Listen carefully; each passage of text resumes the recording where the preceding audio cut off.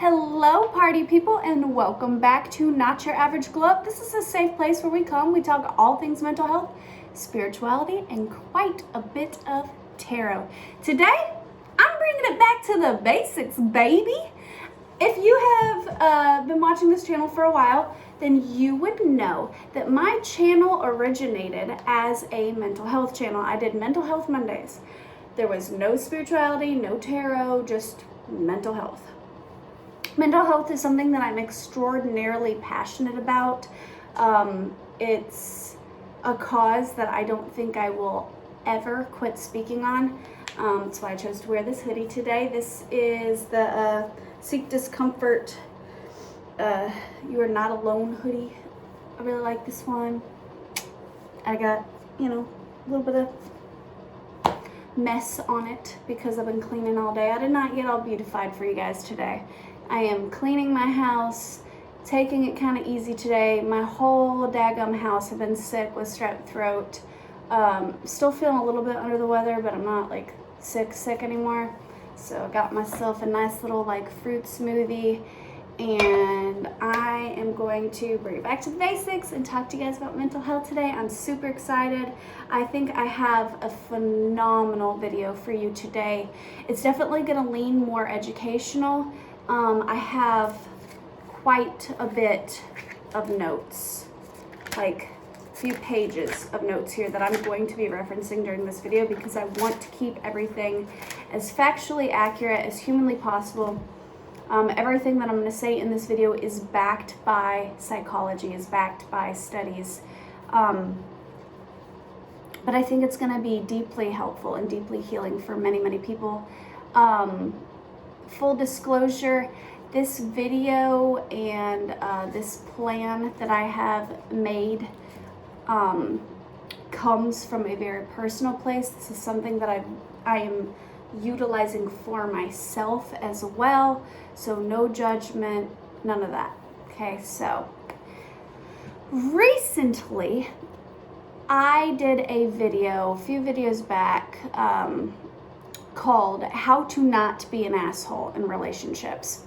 And it came from a kind of lighthearted place, but basically we live in a world today where we live in a world of dating apps, of situationships, of just craziness. With the pandemic, a lot of our dating is done primarily online.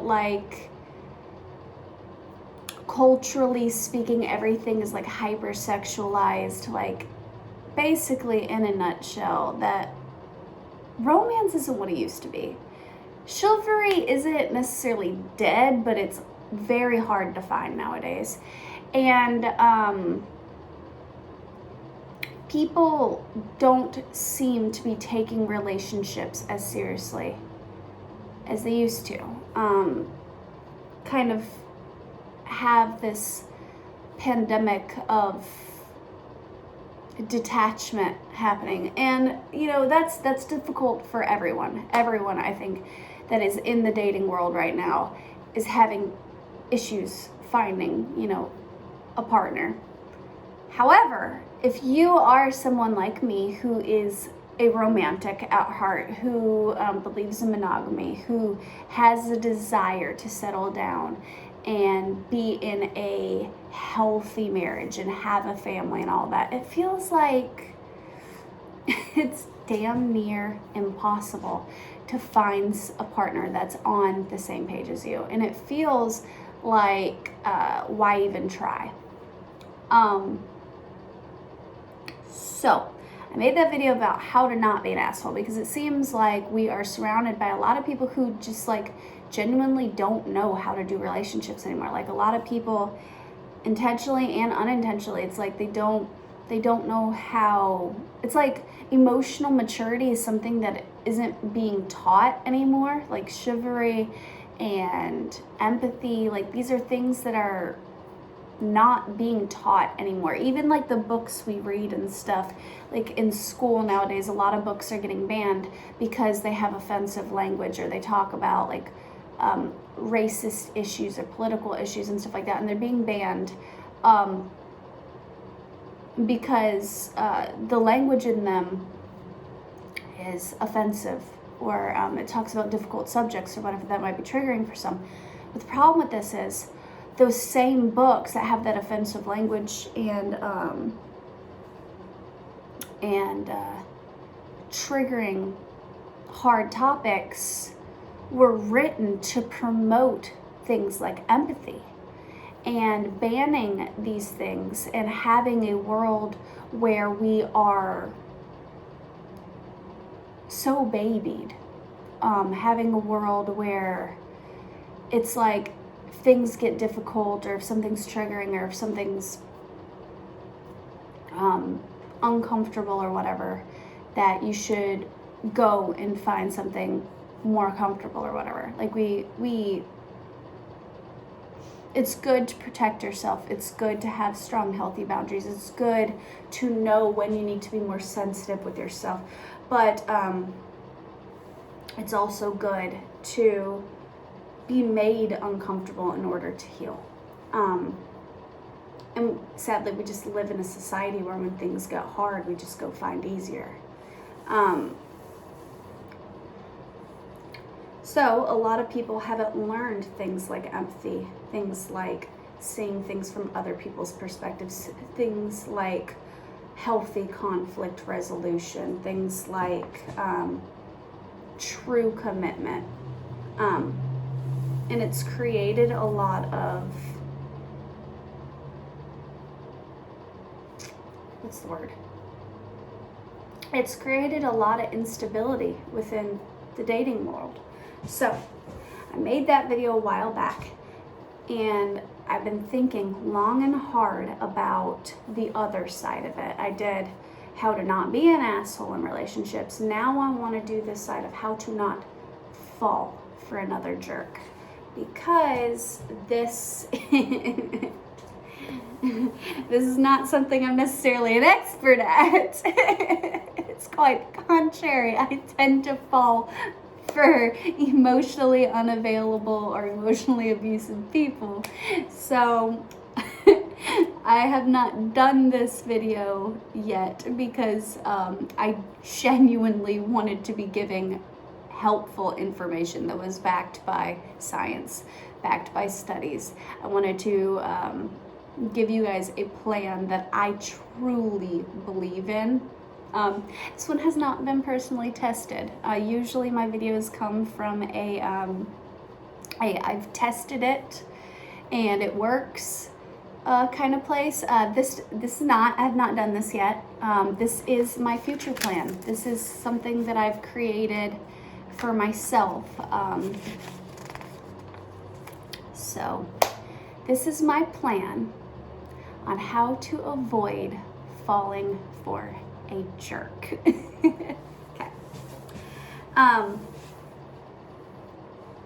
First things first, if you have a history of dating people that are emotionally unavailable or emotionally immature or abusive or whatever, you first need to take time to be single, and you need to go to therapy. You need to heal. You need to study. You need to focus on your health, the whole mind, body, spirit connection. You need to focus on your physical health, eat right, exercise, even get your hair and your nails done. Like, get your glow up on, baby. Like, show yourself some love, because obviously other people haven't been doing it for you. So baby boo, you gotta do it for yourself. Take yourself on little dates, gas yourself up, look in the mirror, be like, damn girl, who is you? You are so cute. You is fine. You know, do the whole, like, what movie is that? The Help. You is kind, you is important, you know. Even if you don't believe it, say it in that. When I broke up with the father of my children this last time, I literally had sticky notes on my makeup mirror, and it was like, you are beautiful, you are strong, you are kind, you are empathetic, you are a great mother, you are this, you are, you know. And I had affirmations that I had to remind myself of every single day, because when you are in a toxic, imbalanced, emotionally immature, mentally, emotionally abusive, sometimes physically abusive relationship, it wears down on your self-worth. And even if you are a beautiful, confident, creative, funny, intelligent human, when you look in the mirror, sometimes you won't see that about yourself. So you need to be single for a while. You need to go to therapy. I know we live in America. Healthcare is a topic that I won't go into a super long rant on, but it's not something that is accessible to everyone. I think that's fucked up. I think it should be accessible to anyone. So if you cannot afford therapy, there is apps and stuff that are free where you can get like some therapy tools or whatever. There is some great therapists and psychologists here on YouTube. Dr. Ramani is an amazing tool if you're healing from a narcissistic abusive relationship. I 100% vouch for her YouTube channel and her books. She's also a published author. I love her. She's fantastic. There's also some other therapists and stuff here on YouTube. So there is tools available to you. But what I want you to do is focus on yourself for a while. Take 6 months to a year, whatever.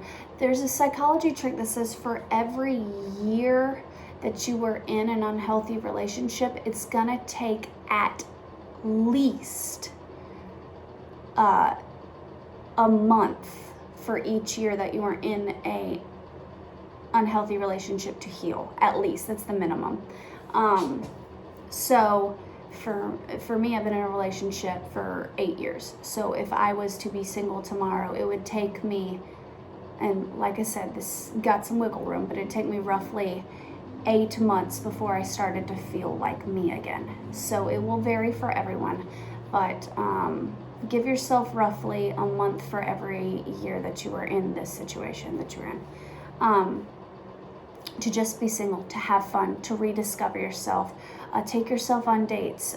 If you are somebody who really enjoys art and music, go to concerts, go to art galleries, go to that like quaint little coffee shop and have a scone and drink a cup of coffee and read an old book. You know, there's this bookstore that I absolutely loved in a little town in Wisconsin that I lived in, and they had like these cats like that just roamed around the bookstore, and these books were like, oh, they had that like old book smell. I love the old book smell. And they also had like a little coffee counter, and I used to go in there all the time when I was in college and just sit and just read and just pet the cats. Like, it was something that I just did for me. Something else that I used to do just for me was I loved thrifting. I like antiquing. I like old things with history. I like to, I like my clothing style is kind of eclectic. It's like a mixture of like bohemian, but then also like there's some vintage influences or whatever. And then I, incorporate like modern stuff into my usual clothing style too. It's kind of eclectic. But so I often, like, a lot of my favorite clothing items are from like thrift stores. But I also like antiquing like furniture and stuff.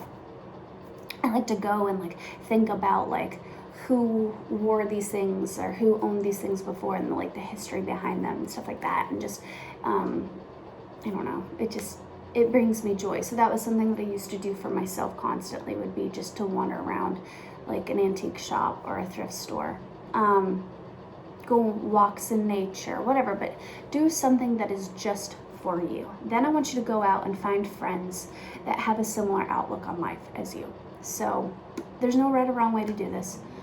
If you are in a place where, you want to go back to school and focus on your degree, then go find friends at college. If you at a place like, say you're a single mom or whatever, or single parent, go find other single parents to befriend, and just reconnect with some old friends that are healthy for you, and find new people, and just fall in love with life again. That is my first initial advice, okay? Then when you start deciding, okay, I am to a place where I feel like I have done enough healing, because your healing work will never be finished, especially if you are in a domestic violent or like narcissistic relationship or something like that. your healing work will never be done. So the goal is to not like be perfectly healed and go to like 5 years of therapy and then like, I don't have any problems anymore. I'm just perfect. I'm healed. I'm great. Now let me find my forever person. That's not how it works. You will forever have triggers. You will forever have woundings.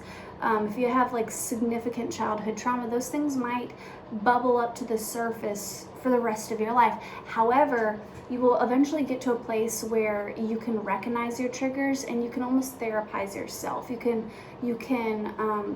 when you get to a place where you no longer project your insecurities, your hurts, your habits, your hang-ups, your trauma onto others, that's when you know that you are in a place where you are ready to date again, okay?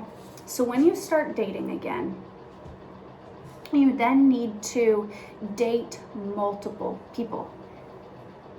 This one's hard for me. I'll be perfectly honest with you. I'm a serial monogamist, like bad. I am such a hopeless romantic.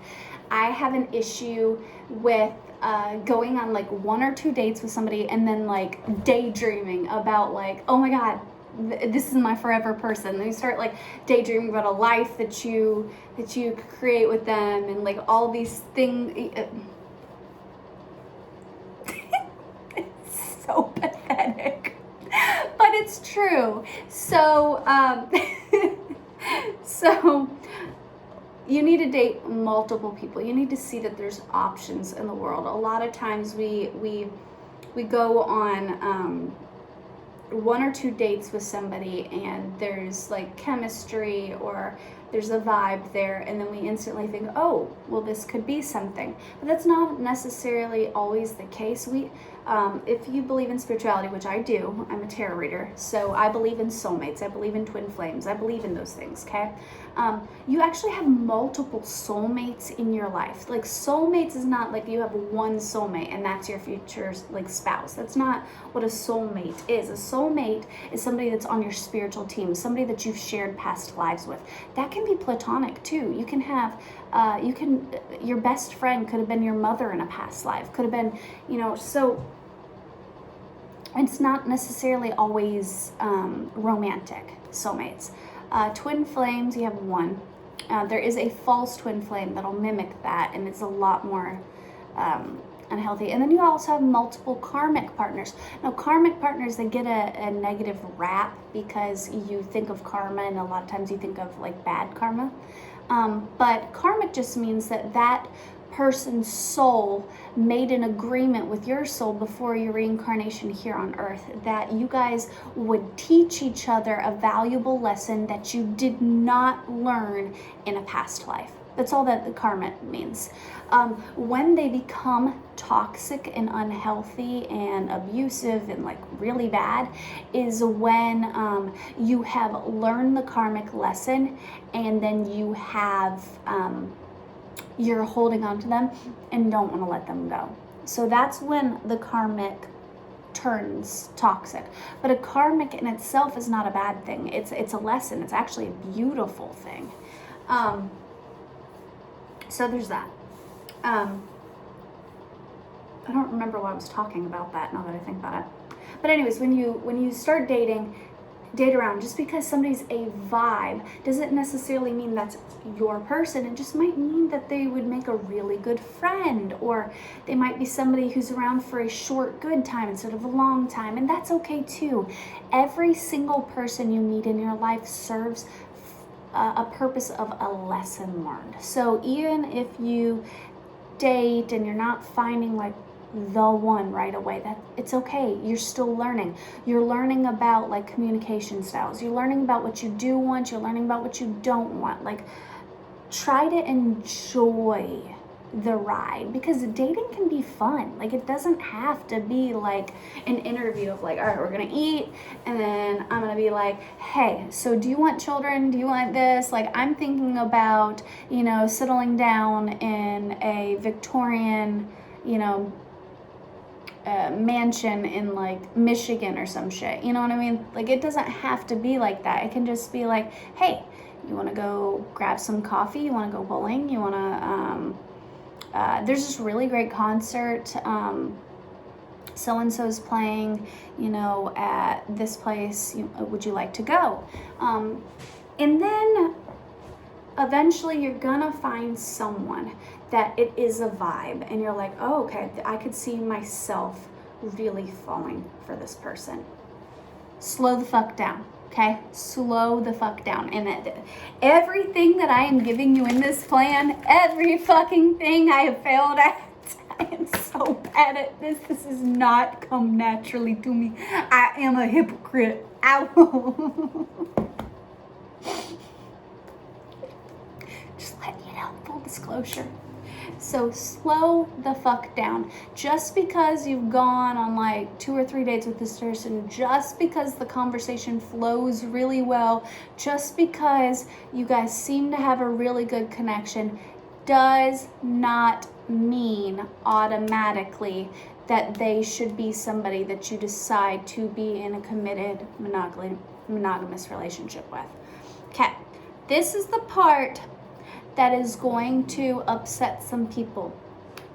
This has no religious context whatsoever. There's actually been multiple studies that show that waiting for physical intimacy, not necessarily till marriage, there's no actual scientific evidence that says that waiting till marriage to have sex or physical intimacy of any level really, produces like longer lasting relationships or anything like that. But there is scientific studies that have been done that shows that waiting until commitment does improve the potential for a long-lasting relationship. So no religious context whatsoever. It does have psychological context. So wait. And you're not gonna like this, but there is a reason behind it. I promise. And like I said, I'm guilty of all of this. Your girl has hooked up with people on the first date in the past, a long time ago. I haven't been in the dating world in a very, very, very long time. So I'm a little out of practice. I ain't gonna lie. I've been with 2 people in 8 years, and the one person was like a really quick rebound after an ugly breakup, and it was a huge mistake. So yeah. I'm out of practice. The idea of dating is like, boom, okay? So, but when you start to feel a vibe, hold off on physical intimacy. What you're gonna do next is you're going to have the conversation that we all dread about non-negotiables. Now, I know what you're thinking. If I haven't asked them to be monogamous yet or whatever, they're gonna think I'm fucking crazy if I start talking about marriage and like career goals and stuff like that. No, not if there's somebody who's taking this serious, not if there's somebody who truly likes you. Now, I'm not talking about plan a life with them. That is not what I'm talking about. This is not love bombing, and I will go into I actually have written down signs of love bombing. This is not that. I'm not telling you to be like, I really like you. I think I love you. I think we're gonna get married one day. No, that is not what I'm saying. If that is your mentality, slow the fuck down. You don't need to be dating anybody right now, okay? But once you've gone out on multiple dates with somebody and you feel a vibe and you see potential, you need to have a mature, honest, authentic, straightforward connection with them. You need to say, hey, I really like you. I really think that that we could be something good. I think you're funny. I think you're smart. Whatever it is that you like about them. Remember, this is authentic, honest communication. And then you say, look, I would like us to maybe take this to the next level. Nothing super serious right now, but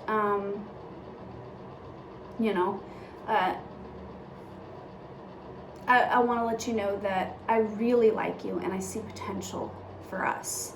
But before I invest all of my time and energy, before I decide to cut other people off and to focus my attention on you and you alone, there's some things that I need to know, so I'm not wasting my time and you're not wasting yours. You know, it doesn't have to be those exact words, but something along those lines.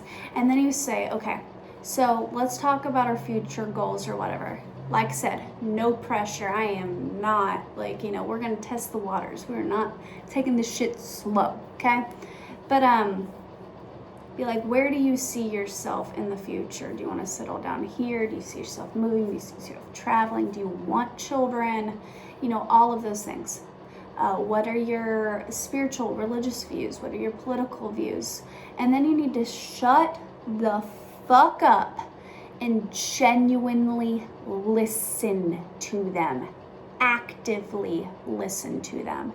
Because even if the conversation flows naturally, even if you really enjoy their company, they really enjoy yours, even if you feel like crazy comfortable in their presence, even if, now we are waiting on physical intimacy here, guys, okay? But say even the sex was like fucking fire. All of those things mean absolutely nothing if you are not headed in a similar direction in life, if you don't want the same things for your life. Really good, healthy, incredible people, loving people with a lot of love to give can still be toxic for you because their lifestyle, their goals, their wants, their desires are oppressive for you because they're just not aligned with you. If I am like a devout Christian, I used to be, I'm not anymore, but like say I'm a devout Christian, like I see myself going to church every single Sunday, every Wednesday, every Friday night, you know, whatever. I sing in the worship team, I volunteer in the nursery. When I have children, like they have to be baptized, and you know this, that, and the other, and like I'm a devout Christian, and you're an atheist. That's a red flag. Okay. If I am super passionate about like humanitarian work, and I see myself, you know, like traveling and like building homes for underprivileged people and like, you know, doing this, that, and the other, and the other person is like very like material focused, that could be a red flag. If I am somebody who wants to wait till marriage to have sex and the other person's like, fuck no, I want to have sex now, red flag. So just because somebody's a good person and you have chemistry with that person does not indicate potential for a fulfilling relationship. Okay? So you need to slow down and you need to get to know somebody. Now there are 3 ingredients to know somebody, and these ingredients are, I wrote them down. It is time. So you need to really know somebody. You know when you go to a job and you get the job and they have like a 90-day probationary period? Really, it takes roughly 90 days, 3 months to truly know somebody, because that's, psychologically speaking, the honeymoon phase or the love bombing phase in a narcissistic relationship. That's roughly how long it takes a narcissist to show you their true face, is 90 days. But even if they're not a narcissist, even if they are a good person, when you're first dating somebody, for the first like roughly 90 days, and this is indicated by studies, is when the people are constantly cleaning their apartment, they're, you know, cleaning their car, they're putting on their nice clothes, they're doing their makeup, they're making sure they're wearing their cute little lacy panties, they're, you know, they're trying to put their best face forward, they're trying to woo you. That's the you know, that's the, I'm getting to know you, but I'm also like trying to, you know, trying really hard. That's a romance phase, okay? not saying that romance just dies off after the 90 days, but after that first initial 3 months, there's something that happens where the walls start to come down bit by bit. And you start to see the person for who they truly are. You start to see their triggers and their little habits and, you know, all these things, okay? They start to get a little more comfortable in your presence, so they'll start coming around you, you know, in sweatpants and whatever, not fully dolled up. They might, you might come over to their house and there might be like dishes in the sink, you know, stuff like that. Like there's something that happens after like the 90-day period roughly where the walls start to come down and you start to see the person for who they truly are, okay? So my plan is when you meet that person, you've gone out on a couple dates with them and you're like, this is a vibe, I'm feeling them, whatever. Get to know the person on a damn near, and it seems almost like a step backwards because you've already gone on dates with this person, you've already had that intimate alone time with them. But now I'm gonna have you do something crazy. I'm gonna have you spend a fuck ton of quality time with them, but in almost a friend level. So you are going to sit down and say, I see potential in you. You're not going to sugarcoat it and be like, yeah, I think we should just be friends and then like be friends with benefits. That's not what I'm saying. That is not what I'm saying at all. I'm also not saying lead somebody on. You need to have the conversation about non-negotiables and whatever, this, that, and the other, and you need to, you know, be real with them. Say, I like you a lot, but I really want to get to know you before I commit to anything. Whatever. This is the time, the period where you're still not having sex. I know. Still not having sex. That's vaginal, digital, anal, like the whole 9 yards. No. No. No. Okay? No sex. But this is the part where it's like the talking stage where you're starting to focus your attention more on this person, but there is no true commitment yet. It's the probationary period. Basically, it's like, I really like you, I'm exploring this. This is when you start to bring them around your friends and your family. This is when you start to do things like as a group with your friends, see how they're compatible with your friends and family. But you got to keep things very lighthearted, and you got to stay grounded in the here and the now. Try your damnedest to not put them on a pedestal. Try your damnedest to not convince yourself that you know them. Because the fact of the matter is, before 90 days, you really don't know them at all. And even after that, you're still getting to know somebody. Humans are evolutionary creatures. Honestly, like a sign of a healthy person is somebody who is constantly growing, evolving, and changing. And healthy relationships are ones where they never assume that they fully know somebody, that they're constantly trying to get to know each other on a deeper, more intimate level. So get to know them, bring them around your friends, do fun shit, just have a fucking blast with them. Like, just whatever tickles your fancy, besides sex, besides like that shit, okay? Then after like the 90 days, if it's still a vibe, you feel like, okay, we're really compatible, whatever, then you say, all right, so you revisit everything. You sit down and you have to talk, and you're like, okay, I really like you. I like you a lot. I think I want us to be a couple. Are you cool with that? And they're like, yeah. And they're like, do you see something with us? You like, do you see this moving in a good direction? Yada, yada, yada, yada, yada, yada. You know, the talk, right? Then after that, after commitment has been established, at that point, then the physical intimacy stuff comes in, okay? So, hold on. I got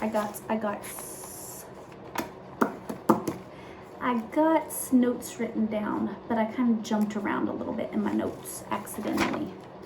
So, yeah, let me just back it on up a little bit, baby. So the 3 ingredients to get to know somebody are talk.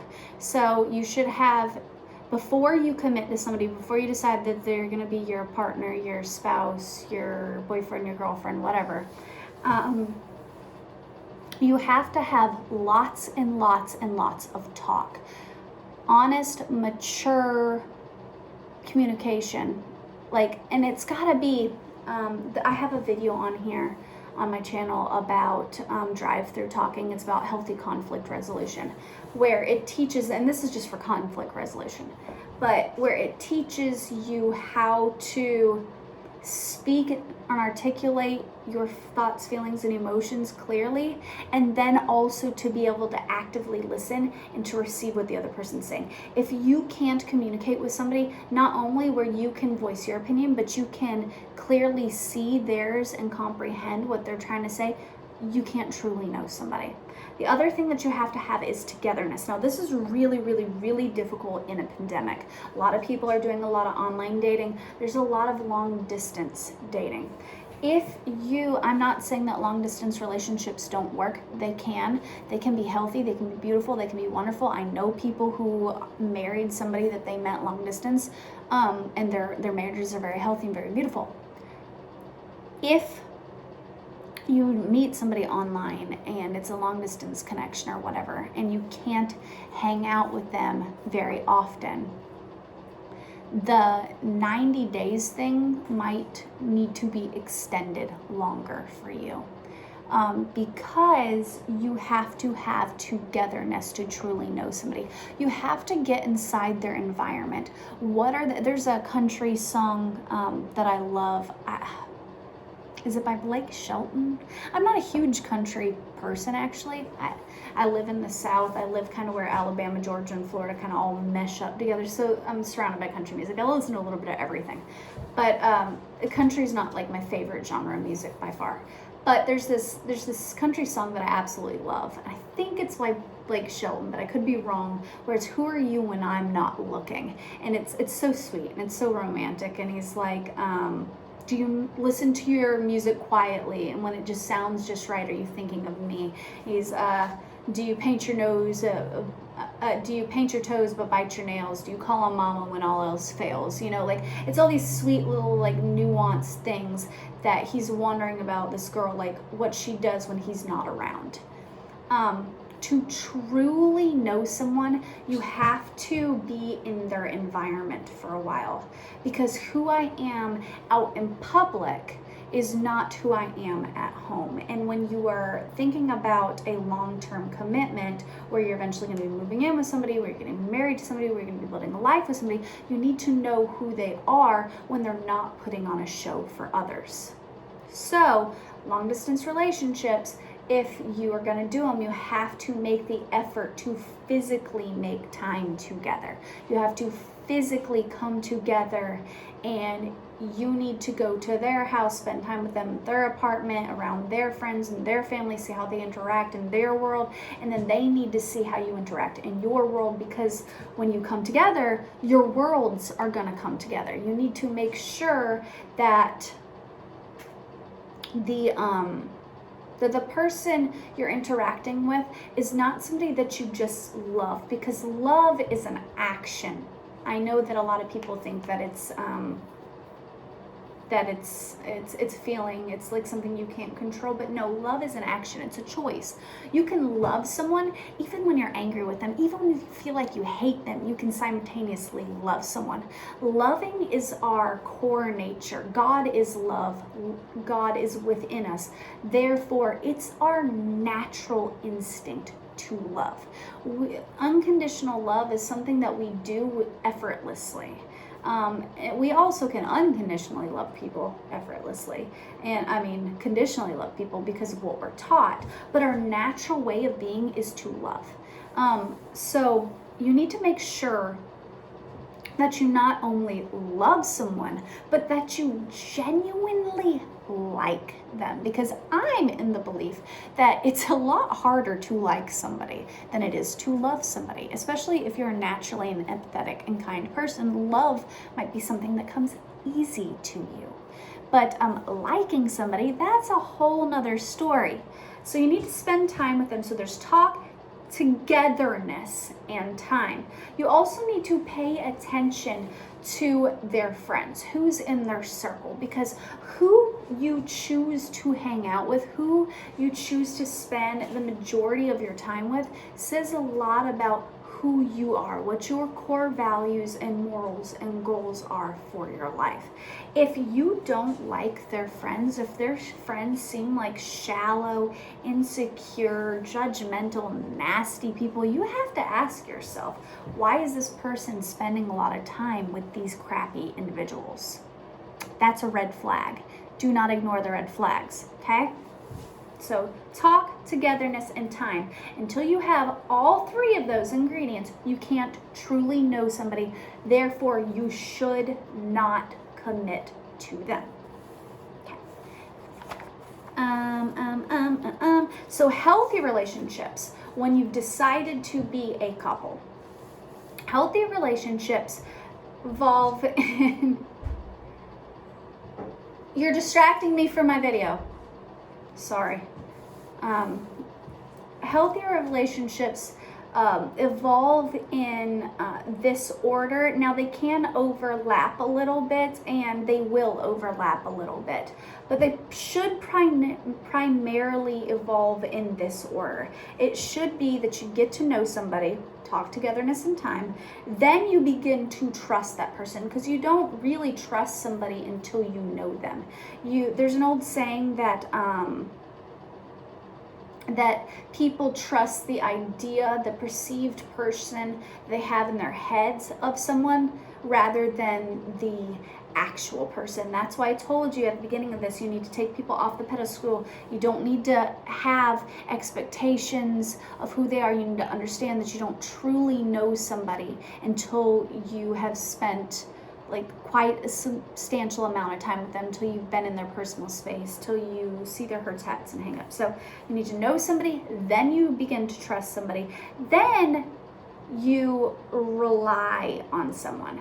Now, this is not like manipulation. You're not like testing their commitment. We don't do that. We're mature adults here. If you're not a mature adult, then what the fuck are you doing even watching this video? You're not ready for a relationship. Go to therapy, grow up, okay? But knowing, trusting, relying. So this is like little things like when you call them, do they answer? If you catch a flat tire, are they there to come help you change the tire? If you say you're a single mom or whatever, and you get tied up at work, and you have nobody to get your kids from school, can you call them and say, hey, I need somebody to pick up my child from school. Will you do that for me, please? You know, like little things like that. Like, are they a reliable person? So knowing, trusting, relying, then comes commitment, then comes touching. Okay? Some of these will overlap a little bit depending on how much time, good quality, honest, authentic time you spend with each other. They will overlap a little bit, but it should primarily go knowing, trusting, relying, committing, then touching. Okay? So, now, then after you commit, then you just enjoy the ride. Remember that they're real human people with faults and hurts, habits, and hang-ups and triggers and everything else. And then you just communicate and you work on it, and you realize that a relationship is a journey, not a destination. It's not like, okay, committed to this person, now everything's grand, we'll never have issues. Even the healthiest of relationships have issues. How you handle those, how you show up for each other, determines how well the relationship will work out. Try to enjoy the ride, try to enjoy the person for who they are. When fighting with somebody, try to practice that drive-through talking of you explain your thoughts, feelings, emotion, and you shut up. They repeat back to you what you said to confirm that they heard you correctly. Then you say, yes, that is correct. Then they give you an opportunity if you want to expand on it or not. Then they tell you how they feel. Then you actively listen to them and shut up and don't interrupt them. And then you repeat back what they said. They confirm that you heard them correctly. And then you attack the problem at hand and not the person. Okay? And then you just enjoy each other. You just enjoy each other, and you just enjoy the ride. You go on adventures. You deepen your bond, and that's that easy. But before you get together, before you decide to date somebody. These are, I'm going to give you some book recommendations. These are books that I have read myself. They're phenomenal. 10 out of 10 would recommend. They're fantastic books. A lot of what I talked about today comes from some of these books. 10 out of 10 would recommend. First one is Attach. I personally have an anxious attachment style. So when I later talk about like signs of love bombing, I am not a narcissist. I am not diagnosed narcissist. In fact, I've been in narcissistic relationships where I've been the one abused. However, because I have an anxious attachment style, I have actively love bombed. So I have an anxious attachment style. I learned that from reading the book Attached. It is fantastic. 10 out of 10 would recommend. It talks about attachment styles and like childhood trauma and why you develop the attachment style you do, and how to work within the realms of your attachment style, and how to develop healthy coping mechanisms and all that. Fantastic book, Attached. The second one is Children of Emotionally Immature Parents. If you are somebody who constantly gets into toxic or unhealthy relationships, eventually you have to recognize that whether or not you are necessarily the toxic person, that you have toxic habits, because you are not the victim. Even if you are a victim of abuse or whatever, you are not a victim of life. Like, it's not like, woe is me, I always get into terrible relationships and why can't I find love and yada yada yada yada yada. You have to eventually realize, like, if it's become a pattern, there's that saying that the definition of insanity is doing the same thing over and over again but expecting a different result. If you constantly find yourself dating emotionally unavailable or emotionally immature people, you have to realize that there's something about you that is broken or hurting that's allowing for that. So you need to heal that. Oftentimes that comes from childhood trauma. Childhood trauma comes from having emotionally immature parents. So this book, Children of Emotionally Immature Parents, is a short read. It's a nice little thin book. My sister Bailey sent it to me in the mail. It's phenomenal. Quick read. I read it in like a day.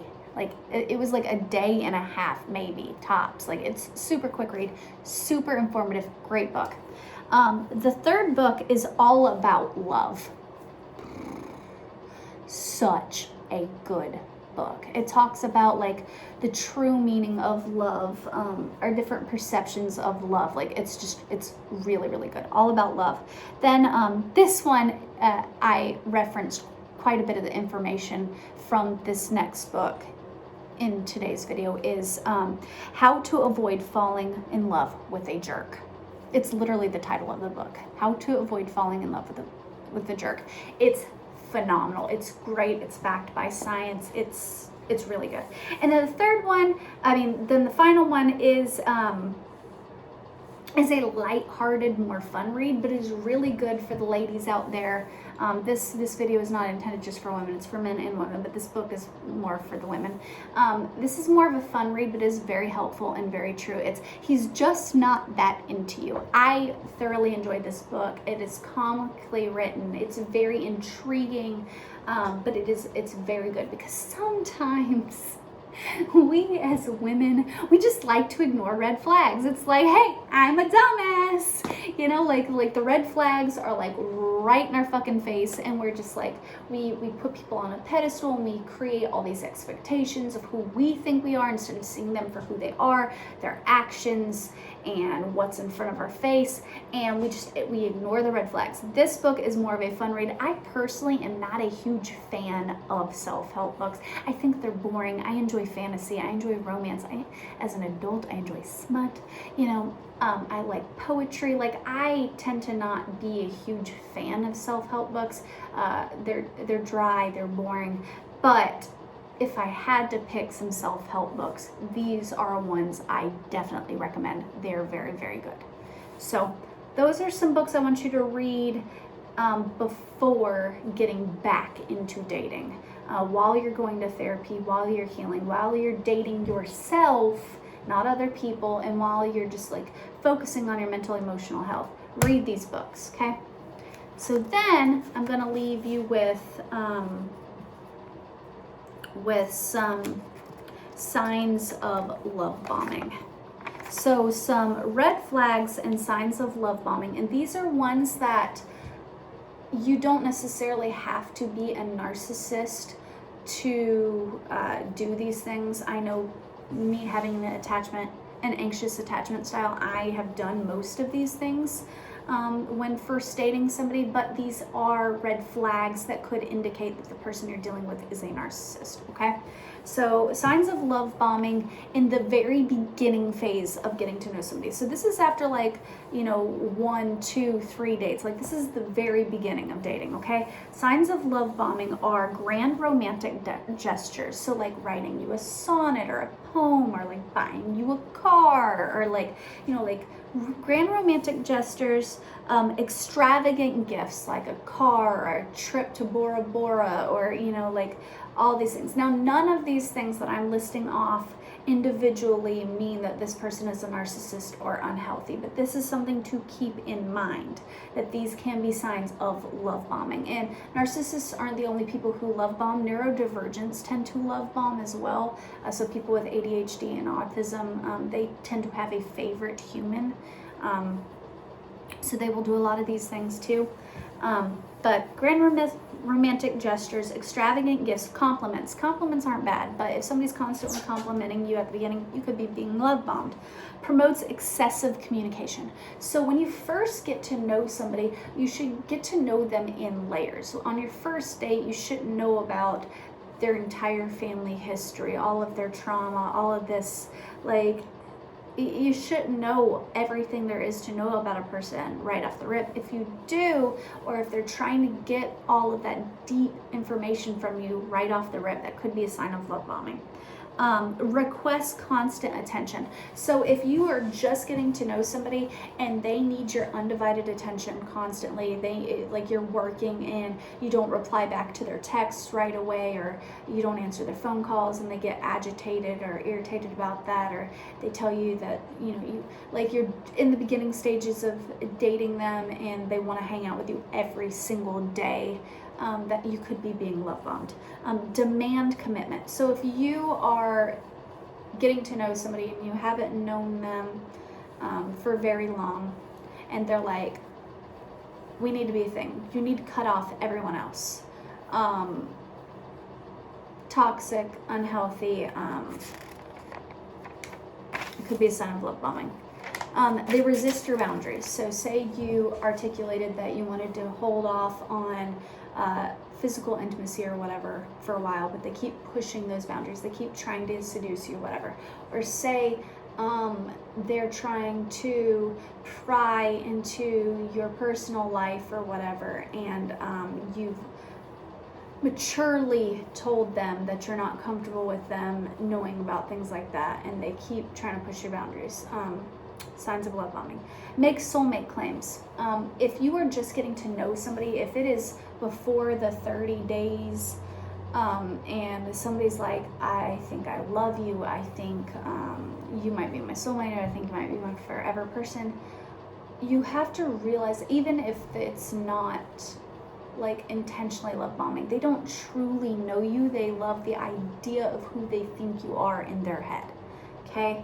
I love yous very, very quickly. So you're on the third date or whatever, the second, third date, and they're like, I love you. It's like, do you love me, or do you love who you think I am? Do you love the idea of me? Do you love my company? Could be signs of love bombing. Telling you what you want to hear. So this is why it's so important to have time and togetherness before you commit to somebody, because a narcissist, neurodivergents do this too. That's why oftentimes autistic people get confused a lot of time for not narcissists, because their brains just work differently. They're not narcissists. They have no malintent, but they will mirror you. Narcissists will mirror who they think you want in order to reel you in. Autistic people tend to do that as well. But they tell you what you want to hear. So they're not authentic in their expressions. Say that their favorite music is country, but they notice that your favorite music is like indie pop or some shit, and like you guys are talking about music, and they're like telling you like little white lies to try to make themselves seem more similar to you, like, oh, well, my favorite band is that too, or like you know, that's just like a little subtle lie, but like little things like that, like they tell you what they think you want to hear instead of who they truly are. And then if you have a feeling that it's too good to be true, like if you're just, and this is really based on intuition, but if you just feel like something is off and you can't explain why, because they treat you well, they show up for you and all these things, but something just feels off, pay attention to that. Don't ignore that, okay?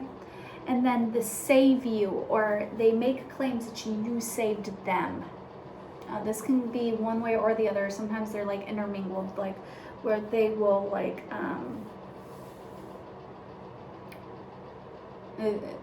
they'll want to be your savior, they'll want to be your hero, or they'll tell you that you saved them, okay?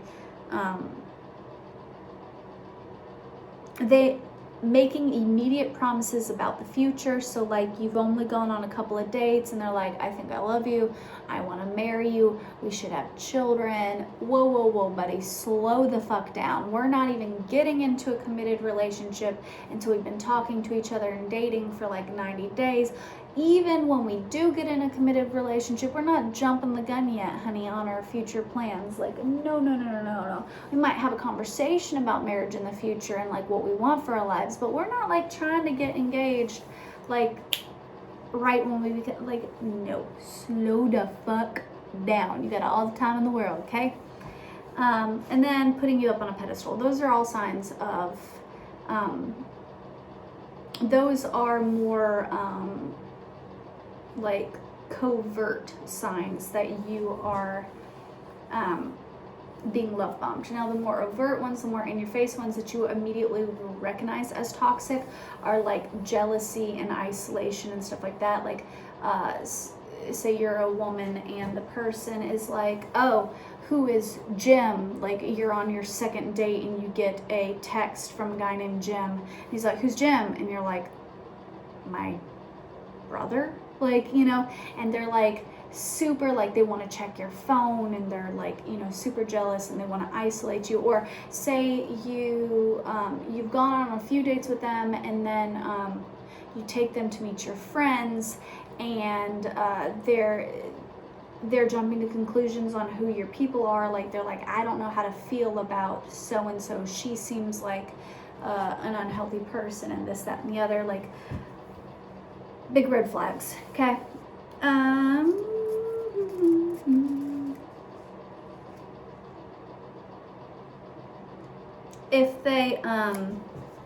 If they bring up your past trauma, now this comes in where you have to be smart and not necessarily open up to somebody right away. But if they're digging into your past a lot, like say they know that you had an abusive parent or whatever, and they're constantly like bringing up your trauma, could be a sign that you're dealing with a narcissist. Pay attention to the way they treat people that they might deem below them. So when you're dating somebody, if like, do they treat the waiter well? Do they treat the janitor well? Do they treat it, like say there's somebody with a lot of money, do they treat somebody who is poor beneath them, you know? Because oftentimes how they treat like the wait staff is how they will treat you once they get you behind closed doors. I'm gonna leave you with a quote. I really love this quote, but it's the bee with honey in its mouth also has a sting in its tail. So you can't just pay attention to the things that the person you're getting to know tells you. Pay attention to their actions, okay? And yeah, I think that is about it. So the final thing I'm going to leave you with before deciding that you're going to be in a committed relationship with somebody is some questions. Are they consistent? So are they not just consistently a good person, but are they consistently a bad person? Like, pay attention to their pattern, okay? So, there will always be outliers. So somebody can be a really good person, but have a bad day. But who do they consistently show you with their actions if they are? Are they consistent? Are they growing? Do you see character development in them? That you won't truly know this until you've known somebody for a while, until you like are around them with their friends and their family, and you hear like little stories about their past selves or whatever. Have they grown? When they talk about, and you should not be talking about your past relationships all the time, but before dating somebody, you should know a little bit of their relationship history. Just like before you sleep with somebody, you should have a conversation about like consent and what they're into, what they're not into. If before you date somebody, you should know a little bit about their dating history. If they are always the victim in the relationships and they haven't seemed to learn anything from their past relationships, because even if they truly were like a victim of abuse or whatever, if they haven't learned from that and learned where things went wrong, then red flag. Okay, so are they consistent? Are they growing? Do they show you the good and the bad? So are they real? Have they let their walls down with you? And then can they admit the wrongdoings? And then finally, do I like them? Do I like them for who they truly are? Not the and right when I said that, it was 1 hour, 1 minute, and 11 seconds on the clock. So 11:11. So do I like them for who they truly are, their true face, their true self? One way you can remember this, and this comes from one of the books that are referenced here, is the acronym FACES. So F stands for what did they learn from their family? So despite whether they were in whether they grew up in a healthy family or not, doesn't necessarily mean that they'll be a good person. Just because they're a child of divorce doesn't necessarily mean that they'll be non-committal. They can have a toxic childhood and learn from that and say, okay, well, I want better for myself. Or are they going to follow in their parents' footsteps? So F is for family. Did they learn from their family? A is for attitudes and actions of consciousness. So how they actually act. C is for compatibility potential. Now this isn't just like birth charts and astrology. I love astrology. I'll if you'll let me read your birth chart, I will. But I'm not gonna be like, oh, you're a Pisces. I had one bad experience with a Pisces one time. Now I'm gonna demonize you. Like, that's not even how astrology actually works. But this isn't talking about astrology. Compatibility is just like the little things, like do you have similar goals, aspirations in life? Do you have similar hobbies? Do you enjoy each other's company? So F is for what did they learn from their family? A is for attitudes and actions. C is for compatibility potential. E is for example of past relationships. And then S is for skills of communication. So in order to truly know somebody, and those are the things you need to look out for, okay? And then the last thing is, do I like this person? Do I like them more than I love them? If the answer is yes, you truly like that person, you enjoy their company, then congratulations, you have probably found a healthy commitment. And remember that even if you get the wool pulled over your eyes, even if it doesn't work out, that doesn't necessarily mean you're a failure. It just means that you dated the wrong person, and then you need to just take a little more time to heal, and then you need to put yourself back out there again, because I mean, finding the one takes time, guys. It takes time. So I love you. I hope this was helpful. I hope it found you well, and I hope you have a glorious, magical day. Bye.